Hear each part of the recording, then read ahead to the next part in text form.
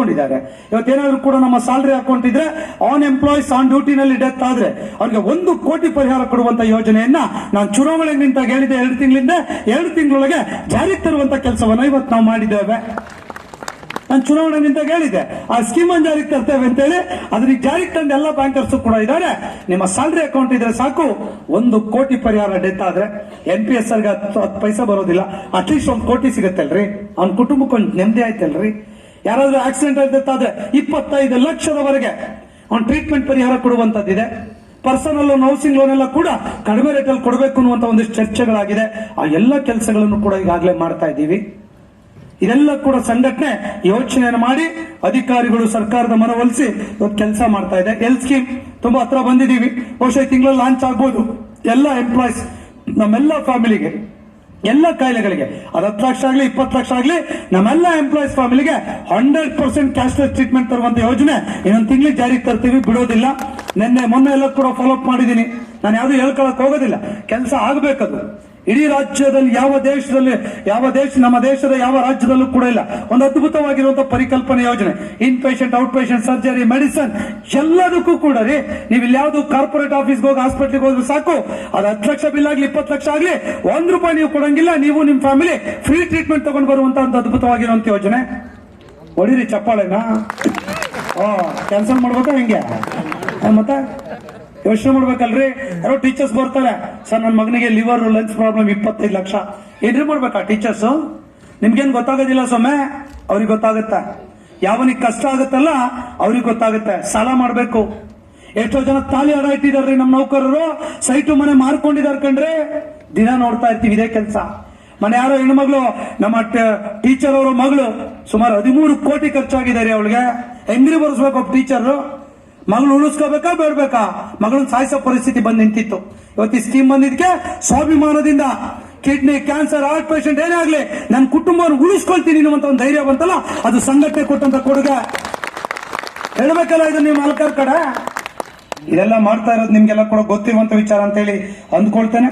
ಇದ್ರ ಜೊತೆ ಮನೆ 7th ಪೇ ಕಮಿಷನ್ ಆಯ್ತು. ಎಲ್ರಿಗೂ 25, 30, 40 ಸಾವಿರದವರೆಗೆ ಜಾಸ್ತಿ ಆಯ್ತು. ಮನೆಯಾಗ ಹೈಸ್ಕೂಲ್ ಟೀಚರ್ ಸಿಕ್ಕಿದ್ರು, ಸ್ಯಾಲರೀಸ್ ಜಾಸ್ತಿ ಇದೆ. ಪ್ರೈಮರಿ ಸ್ಕೂಲ್ ಟೀಚರ್ ಯಾವುದೇ ಇಲಾಖೆಲ್ಲ EMI, ಫ್ಯಾಮಿಲಿ ಕಮಿಟ್ಮೆಂಟ್. ನಾನು ಯಾವ್ದೋ ಒಂದು ಜಿಲ್ಲೆಯಲ್ಲಿ ಹೋಗಿದ್ದೆ, ಅವ್ಯಾರೋ ಟೀಚರ್ ಬಂದು ನನಗೆ ಹಾರ ಹಾಕಿದ್ರು. ಏನಕ್ಕೆ ಅಂತ ಕೇಳಿದೆ. ಸ್ವಾಮಿ, ಪ್ರತಿ ತಿಂಗಳು 20,000 ರೂಪಾಯಿ ಸಾಲ ಕಟ್ತಾ ಇದೆ.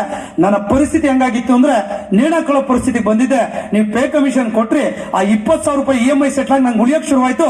ನಾನು ನನ್ನ ಕುಟುಂಬ ನೆಮ್ಮದಿಯಿಂದ ಇದ್ದೇವೆ ಸ್ವಾಮಿ, ಅದಕ್ಕಾಗಿ ಹಾರ ಹಾಕ್ತಾ ಇದ್ದೀನಿ ಅಂತಂದ್ರು. ಅಟ್ಲೀಸ್ಟ್ ನೀವು ಹಾರ ಹಾಕೋದು ಬೇಡ, ಮನೇಲಿ ಪೂಜೆ ಮಾಡ್ತಾ ನಮ್ಮ ಸಂಘದಿಂದ ಇದಾಗಿದೆ ಅಂತ ಹೇಳಿ ನೀವು 4 ಕಡೆ ಹೇಳ್ಬೇಕಲ್ಲ ಇದನ್ನ. ಏನ್ ಪುಕ್ಷಟ ಕೊಟ್ನ ಷಡಾಕ್ಷರಿ? ಏನ್ ಸಿದ್ದರಾಮಯ್ಯನವ್ರೇನ್ ದಾನಕ್ಕೆ ಕೊಟ್ರಾ? ಚರ್ಚೆ ಮಾಡೋದು ಸುಲಭ, ಅದು ಕೂತಲ್ಲಿ ಚರ್ಚೆ ಮಾಡೋದು ಸುಲಭ. ಇಲ್ಲಿ ನಿಂತ್ಕೊಂಡು ಮಾತಾಡ್ಬೇಕು ನೀವು. ಸರ್ಕಾರದ ವಿರುದ್ಧ ಅಟ್ಯಾಕ್ ಮಾಡಕ್ ಹೋದ್ರೆ ಸಸ್ಪೆಂಡ್ ಮಾಡ್ತೀನಿ ಅಂತಾರೆ, ಡಿಸ್ಮಿಸ್ ಮಾಡ್ತೀನಿ ಅಂತಾರೆ, ಅರೆಸ್ಟ್ ಮಾಡ್ತೀನಿ ನೋಡ್ತೀಯ ಅಂತಾರೆ. ಇವೆಲ್ಲ ಫೇಸ್ ಮಾಡ್ಕೊಂಡು ನಾವು ಬಂದಿರೋರು ಇಲ್ಲಿ. ಅದೆಲ್ಲ ಮೀರ್ಬಿಟ್ಟು ಮುಂದಕ್ಕೆ ಬರ್ತೀನಿ ಸ್ವಾಮಿ. ಮುಂದೇನಾದ್ರೂ ಇದ್ರೆ ಹೇಳಿ, ಸಾಯಿಸೋ ಸಿಸ್ಟಮ್ ಇದ್ರೆ ಹೇಳಿ, ಅದೊಂದು ಕೆದ್ರಕೊಳ್ತೀನಿ, ಉಳಿದಿದ್ ಕೆದ್ರಲ್ಲ ಅಂತ ಹೇಳ್ತೀವಿ ಸರ್ಕಾರಕ್ಕೆ. ಯಾಕೆ ಹೇಳ್ತೀವಿ ಹೇಳಿ? ಧೈರ್ಯ. ನಾಳೆ ನನ್ನ ನೌಕರಿ ಹೋದ್ರೆ ಯಾರು ಬರ್ತಾರೆ? ನೀವೇನೋ ಆರಾಮ್ ಸಂಬಳ ತಗೊಂಡು ಆರಾಮ ಇರ್ತೀರಾ. ಇವೆಲ್ಲ ಎದುರಾಕೊಂಡು ಸಂಘಟನೆಯಲ್ಲಿ ಕೆಲಸ ಮಾಡಬೇಕು. ಸಂಘಟನೆ ಅಂದ್ರೆ ಷಡಾಕ್ಷರು ತುಂಬಾ ಸ್ಮಾರ್ಟ್ ಇದಾರೆ, ಒಳ್ಳೆ ಕಾರ್ ಇದೆ, ಒಳ್ಳೆ AC ಚೇಂಬರ್ ಇದೆ, ಬಿಂದಾಸ್ ಕಣ್ರಿ. ಅವ್ರಿಗೇನ್ರಿ, ನಮ್ಮ ಅಧ್ಯಕ್ಷ ಇದಾರೆ, ಒಳ್ಳೆ ಊಟ ಗೀಟ ಹಾಕಿಸ್ತಾರೆ. ಚಿಕನ್ ಮಟನ್ ನಾನೇನ್ ತಿನ್ನಲ್ಲ, ಒಂದು ಮಟನ್ ತಿನ್ನಲ್ಲ. ನಾನು ಪ್ಯೂರ್ ವೆಜಿಟೇರಿಯನ್ ಅಂದ್ಕೊಂಡಿರ್ತೀರ. ಆಗಿಲ್ಲ ವಾಸ್ತವ. ಅಲ್ಲಿ ಅಧ್ಯಕ್ಷಗಳಿಗೆ ನಮ್ಮದೇ ಒತ್ತಡಗಳಿರ್ತವೆ. ಫ್ಯಾಮಿಲಿ ಎಲ್ಲ ಬಿಟ್ಟು ಇವತ್ತು ಸಂಘಟನೆ ಕಟ್ತಾ ಇದೀವಲ್ಲ, ಕೆಲಸ ಮಾಡ್ತಾ ಇದೀವಲ್ಲ. ಎಷ್ಟು ಜನ ಸೀನಿಯರ್ಸ್ ಗಳಿದ್ದೀರಾ? ಮಾಜಿ ಅಧ್ಯಕ್ಷಗಳು ಎಷ್ಟು ಜನ ಇದ್ರು? ಗದಗಿಗೆ ಎಷ್ಟು ಬಾರಿ ಬಂದಿರೋ ಟ್ರ್ಯಾಕ್ ರೆಕಾರ್ಡ್ ತೆಗೆದು ನೋಡ್ರಿ. ನಾನು ಬಹುಶಃ 8ನೇ ಬಾರಿ ನಾನು ಗದಗಿಗೆ ಬಂದಿದ್ದೇನೆ ಕೇವಲ 5 ವರ್ಷದಲ್ಲಿ. ಹೇಗೆ ಸಾಧ್ಯ ಆಯ್ತು? ನಮ್ದು ಯಾರು ರಿಲೇಷನ್ಸ್ ಗಳಿಲ್ಲ ಇಲ್ಲಿ. ನಿಮ್ ಜೊತೆ ನೀವೇ ನಮ್ಮ ರಿಲೇಷನ್ಸ್ ಗಳ. ಮಾತಾಡ್ಬೇಕು, ಒಂದು ಚರ್ಚೆ ಮಾಡಬೇಕು, ಸಂಘಟನೆ ಜಾಗೃತಿ ಮೂಡಿಸಬೇಕು, ಸಂಘಟನೆ ಕಟ್ಟಬೇಕು.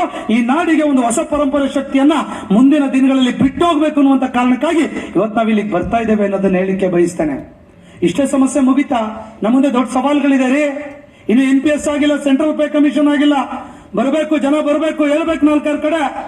ನಾಳೆ ಹೋರಾಟಕ್ಕೆ ಕರೆ ಕೊಟ್ರೆ ನೀವೆಲ್ಲ ಕೂಡ ರಸ್ತೆಗಿಳಿಬೇಕು, ಬೀದಿಗಿಳಿಬೇಕು.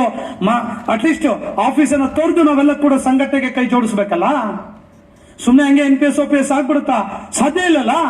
ಸೆಂಟ್ರಲ್ ಪೇ ಕಮಿಷನ್ ಆಗುತ್ತಾ? ಸಾಧ್ಯ ಇಲ್ಲ. 15-16 ಸಾವಿರ ಕೋಟಿ ಬಜೆಟ್ ಬೇಕಾಗ್ತದೆ ಅದಕ್ಕೆ. ಈಗಾಗಲೇ 7th ಪೇ ಕಮಿಷನ್ ರೆಕಮೆಂಡ್ ಆಗ್ಬಿಟ್ಟಿದೆ. ಏನಂತ ರೆಕಮೆಂಡೇಶನ್ ಆಗಿದೆ ಡಾಕ್ಟರ್ ಸುಧಾಕರ್ ಅವರು? ನೀವೆಲ್ಲ ಓದೋದು ಕಲಿಬೇಕು. 500 ಪೇಜ್ ಪೇ ಕಮಿಷನ್ ರಿಪೋರ್ಟ್ ಇದೆ, ರೀಡ್ ಮಾಡಿ ದಯಮಾಡಿ. ಆ ಲಾಸ್ಟ್ ಪೇಜ್ ನಲ್ಲಿ ಒಂದು ರೆಕಮೆಂಡ್ ಮಾಡಿದ್ದಾರೆ. ನೆಕ್ಸ್ಟ್ ಸೆಂಟ್ರಲ್ ಪೇ ಕಮಿಷನ್ ಯಾವಾಗ ರಿವೈಸ್ ಆಗುತ್ತೆ, ಅದಾಗಿ ಇಂಪ್ಲಿಮೆಂಟ್ ಆದ್ಮೇಲೆ ಕರ್ನಾಟಕದಲ್ಲೂ ಕೂಡ ಕೇಂದ್ರ ಮಾದರಿ ವೇತನ ನೀಡಬೇಕು ಅಂತ ಹೇಳಿ ಶಿಫಾರಸ್ ಆಗೋಗಿದೆ. ಹೇಳ್ಬೇಕಲ್ಲ, ಇದು ಅರ್ಧ ಕೆಲಸ ಮುಗಿತಲ್ಲ ನಮ್ದು. ಇಂಪ್ಲಿಮೆಂಟ್ ಸರ್ಕಾರದ ಮೂಲಕ ಮಾಡಿಸ್ಬೇಕು ನಮ್ಮ ಜವಾಬ್ದಾರಿ. 2026 ಈಗಾಗಲೇ ನರೇಂದ್ರ ಮೋದಿ ಅವರು ಕಮಿಷನ್ ರಚನೆ ಮಾಡಿದ್ದಾರೆ. ಬಹುಶಃ ಒಂದು ವರ್ಷ 6 ತಿಂಗಳು ಟೈಮ್ ಬೇಕಾಗ್ತದೆ. ಸೆಂಟ್ರಲ್ ಪೇ ಕಮಿಷನ್, ಅದು 8th ಪೇ ಕಮಿಷನ್ ಟೈಮ್ ಬೇಕಾಗ್ತದೆ. ಅದೆಲ್ಲ ಸ್ಕೇಲ್ಗಳೆಲ್ಲ ರಿಡ್ಯೂಸ್ ಮಾಡಬೇಕು, ಇದೆಲ್ಲ ಬರ್ತದೆ. ಸೆಂಟ್ರಲ್ ಪೇ ಕಮಿಷನ್ ಬಂದ್ರೆ ಏನಾಗ್ತದೆ, ಎಲ್ಲರೂ ಸಂಬಳ ಜಾಸ್ತಿ ಆಗ್ತದೆ, 25-30 ಸಾವಿರ ಜಾಸ್ತಿ ಆಗ್ತದೆ. ಅಲ್ಲಿ 3% ಎ ಕೊಟ್ರೆ ಇಲ್ಲಿ 3 ಕೊಡ್ತಾರೆ. ಇವತ್ತು ನಮ್ಗೆ 2 ಕೊಡ್ತಾ ಇದ್ದಾರೆ, 0.75 ಕಟ್ ಆಗುತ್ತೆ. ಫಾರ್ ದ ಲಾಂಗ್ ಟರ್ಮ್ 5 ವರ್ಷದಲ್ಲಿ 12-13% ಎಗಳನ್ನ ಕಳ್ಕೊಳ್ಬೇಕಾಗ್ತದೆ. HR ನಮ್ಗವ್ರಿಗೂ 3% ಡಿಫರೆನ್ಸ್ ಇದೆ. ಲಾಂಗ್ ಟರ್ಮ್ ಅಲ್ಲಿ ಎಷ್ಟು ಕಡಿಮೆ ಆಗ್ತದೆ, ಫಿಕ್ಸೇಷನ್ ಅಲ್ಲಿ ಎಷ್ಟು ಲಾಸ್ ಆಗ್ತದೆ, ಲಕ್ಷಾಂತರ ರೂಪಾಯಿನ ಹಣವನ್ನ ಕಳ್ಕೊಳ್ಬೇಕಾಗ್ತದೆ. ಅರ್ಥ ಆಗ್ಬೇಕಲ್ಲ, ಯಾಕೆ ಲಕ್ಷಾಂತರ ರೂಪಾಯಿ ಬೇಕು? ನಮ್ಮ ಕುಟುಂಬದ ನಾಳಿನ ನೆಮ್ಮದಿಗಾಗಿ ನಮ್ಗೆ ಹಣ ಬೇಕಲ್ಲ. ಸೊ ಆ ಕಾರಣಕ್ಕಾಗಿ ವಿಶ್ವಾಸ ಇಡಿ, 2026 ಅವ್ರದ್ದೇನು ಕಮಿಷನ್ ಆಗ್ತಾ ಇದೆ, ರಿಪೋರ್ಟ್ ಎಲ್ಲ ಬಂದ್ಮೇಲೆ 100ಕ್ಕೆ 100 2026 ಹೋರಾಟ ಮಾಡಿ ಆದ್ರೂ ಕೂಡ ಸೆಂಟ್ರಲ್ ಪೇ ಕಮಿಷನ್ ತಗೊಳ್ಳೇಬೇಕು. ಅದು ನಮ್ಮ ಹಕ್ಕು. ಈಗಾಗಲೇ 22 ರಾಜ್ಯದಲ್ಲಿ ಸೆಂಟ್ರಲ್ ಪೇ ಕಮಿಷನ್ ಇದೆ. ಯಾಕೆ ಸ್ವಾಮಿ ಕರ್ನಾಟಕದಲ್ಲಿ ಇಲ್ಲ? ಯಾಕೆ ಕರ್ನಾಟಕದಲ್ಲಿ ಇಲ್ಲ? ಯೋಚನೆ ಮಾಡಬೇಕಲ್ಲ. ಯಾರಿಗೂ ಕೂಡ ಗೊತ್ತಿರೋದಿಲ್ಲ.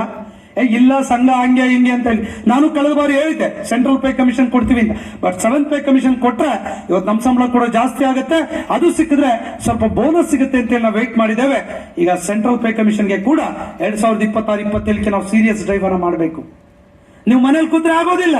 ಸಂಘಟನೆ ಕರೆಯನ್ನು ಕೊಟ್ಟಾಗ ನಾವೆಲ್ಲ ಕೂಡ ಎಲ್ಲ ತೀರ್ಮಾನಕ್ಕೆ ಬದ್ಧ.